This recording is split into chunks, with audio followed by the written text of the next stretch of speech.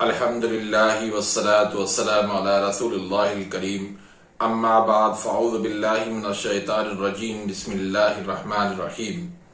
محترم ناظرین کرام، محترم بھائیوں اور بہنوں، السلام علیکم ورحمۃ اللہ وبرکاتہ۔ ناظرین، آج ہم ایک نئے ٹاپک کے ساتھ حاضر خدمت ہیں۔ آج کا ہمارا جو ٹاپک ہے وہ ہے یورک ایسڈ۔ یورک ایسڈ کیا چیز ہے، یہ کیوں بڑھ جاتا ہے، اور پھر اس سے بڑھنے کی وجہ سے جسم کے اندر کیا کیا علامات ہوتی ہیں، اور پھر اس کا درست علاج کیا ہے۔ تو آج کی اس گفتگو کے اندر ہم اس پہ انشاءاللہ تفصیل سے بات کریں گے۔ ناظرین، ٹاپک شروع کرنے سے پہلے سب سے پہلے میں اللہ پاک کا شکر ادا کرتا ہوں، اور میرے تمام بھائیوں اور ان بہنوں کا بہت زیادہ شکریہ ادا کرتا ہوں جنہوں نے میری ایکسیڈنٹ کی خبر سن کر میرے لیے بہت زیادہ دعائیں کی۔ اللہ پاک آپ تمام بھائیوں کو اور بہنوں کو بہت زیادہ خوشیاں عطا فرمائے، اور اللہ پاک آپ کو صحت عطا فرمائے۔ ناظرین، اگر میرے اس چینل کو سبسکرائب نہیں کیا تو آپ سبسکرائب کر دیجئے تاکہ میری ہر آنے والی لیٹسٹ ویڈیو کا نوٹیفیکیشن آپ تک پہنچ جائے اور آپ میری ویڈیوز سے مستفید ہوتے رہیں۔ ناظرین، یورک ایسڈ پیورین کے ٹوٹنے کی وجہ سے بنتا ہے۔ وہ کوئی نقصان دہ چیز نہیں ہے اگر اس کی نارمل مقدار ہمارے جسم میں موجود ہو، بلکہ ہمارے جسم کی یہ ایک ضرورت ہے۔ لیکن جب وہ ضرورت سے زیادہ جسم کے اندر جمع ہو جائے تو پھر نقصان دہ۔ اب یہ یورک ایسڈ بڑھتا کیوں ہے؟ دراصل یورک ایسڈ جو ہے یہ ذمہ داری ہوتی ہے گردوں کی کہ جسم سے فاسد مادے جو ہے وہ نکال کے باہر کرنا۔ جب ہمارے گردے جو ہے وہ کمزور ہو جائیں، ان پہ سوزش اور ورم آ جائے، اور وہ ٹھیک طرح سے فاسد مادوں کو نکال کے باہر نہ کریں، تو اسی طریقے سے پھر یورک ایسڈ جو ہے وہ بھی ٹھیک طرح سے جسم سے باہر نہیں نکلتا، تو وہ جمع ہوتے ہوتے جسم کے اندر وہ یورک ایسڈ جب بڑھ جاتا ہے تو پھر اس کے صورت میں جسم کے مختلف جگہوں کے اندر، خاص طور پر چھوٹے جوڑوں کے اندر دردیں شروع ہو جاتی ہیں۔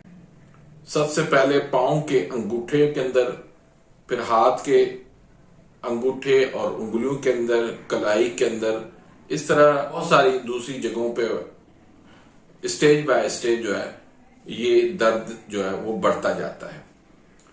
اور جب یہ یورک ایسڈ جب بڑھنے لگے تو اس کے بعد پھر گنٹھیا کی بیماری ہو جاتی ہے۔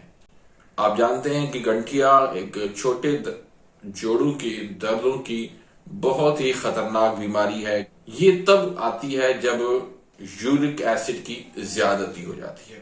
اور یورک ایسڈ بڑھنے کی ایک اور وجہ آیوڈین کی کمی ہے۔ وہ کون سی غذائیں ہیں جن کے کھانے سے یورک ایسڈ بڑھتا ہے؟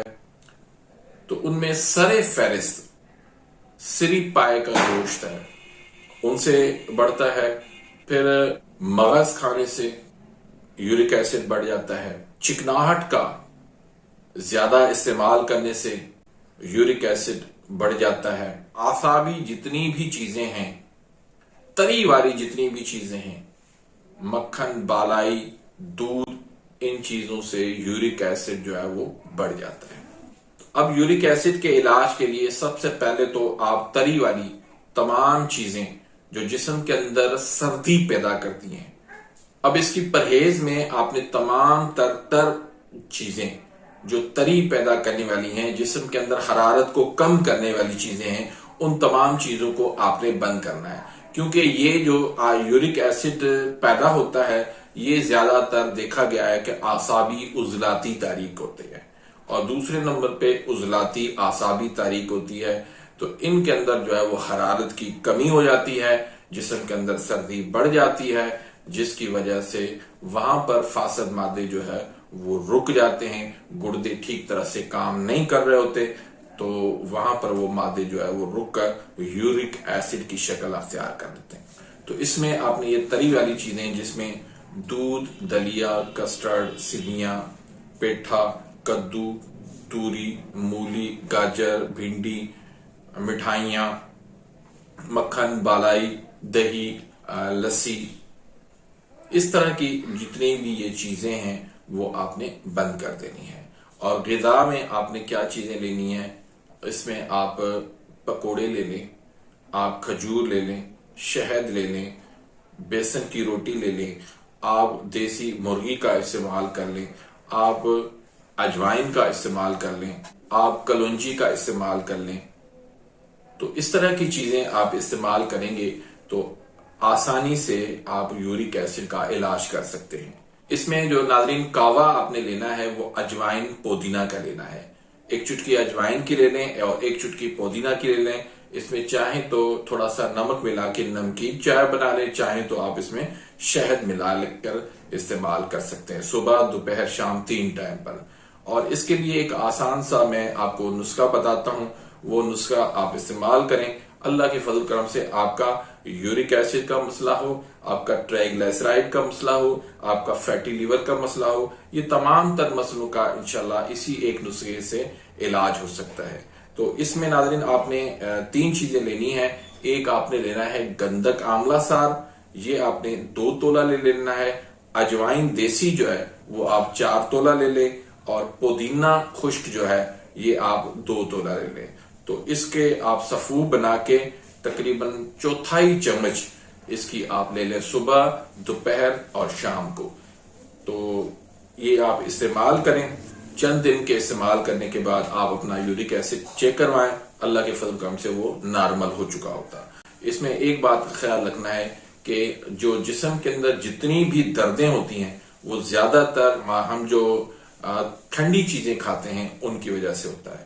تو اس میں آپ نے ٹھنڈی چیزیں ساری بند کرنی ہے، حرارت پیدا کرنے والی گرم چیزوں کا استعمال کرنا ہے۔ اگر اس میں آپ خالی اجوائن کا بھی استعمال کریں گے نا تو اس سے بھی اللہ تعالیٰ انشاءاللہ آپ کو شفا دے گا۔ تو امید ہے کہ آج کی اس ویڈیو سے آپ مستفید ہوئے ہوں گے۔ ملتے ہیں انشاءاللہ نیکسٹ ویڈیو میں، تب تک کے لیے اجازت، اللہ حافظ۔